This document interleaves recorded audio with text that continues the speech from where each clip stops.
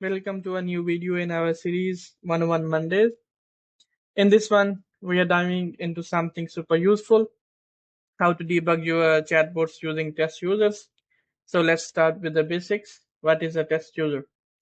Sometimes your bot doesn't behave the way you expected. Maybe a message doesn't send, or the user ends up on a weird path, or you get some errors in your subflow. That's where test users come in. When you mark a user as a test user, every step they take in the subflow is tracked node by node, and you can see then into the error logs.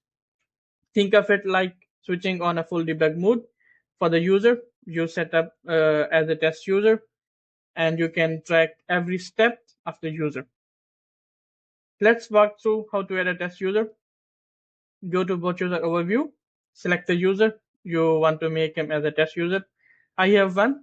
Just click on it, copy the user NS, and after that you need to go to tools, go to tester, and here let me add for the user NS and add the user as a tester, right? After this, now you need to go to simple into your subflow, review your subflow, test it up, and then you can see tracking for the user inside the error logs. Let's do a test. Click on the preview button, preview and pop up. And I have built a scenario where we have a start node, two buttons, menu or agent, and after that we are going something move on. Let's say we click on the show menu. So after the start button, we go to the menu, we select this one, and after that our user is going to smart delay, and then it's finished. Let's do a test again. This time we will select talk with agent, and here is the question node. I say just hi and send a message, and your request is sent to an agent. In the meanwhile, we have an action node where we are assigning an agent to the user, and we are sending a message to the live agent notification, right?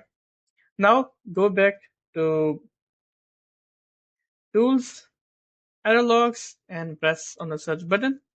Here we will see our test user, and you can see in the description every node that user passes debug, and if there is any error with any of the node, you can see a message of the error basically. And here you can see nodes if you click on it, so you will go directly to the node where the error is coming up. Go back again, and if we go back so a little bit more, we can see here is the start node. From this node we started, then we get the menu for the first attempt. After that, we select this reply, then we go to smart delay start, here smart delay crossed, here we get the finish, and we do a test again with the start node. Then a question is asked, we reply to the question. Inside the live chat, an agent is assigned to the user, and then here is error basically. Message content is empty. If we click on it, so we can see we are sending a notification, but inside the notification there is no message. So that's why we are getting this error there. Also, we can see inside the live chat, if I open it up, so you can see an error icon, message is empty, and here you can also go to the specific node. So we have different ways basically. Our main way is you need to add your user as a test user, and then you need to run the subflow and see every node that the user passing out, and if there is any error. This will help you will know exactly what went wrong and where is the exact issue. One last tip is when you have done with your debugging, make sure to remove your user from the test user.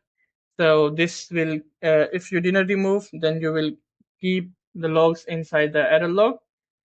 You need to go again to the test user and just remove the user from the testers.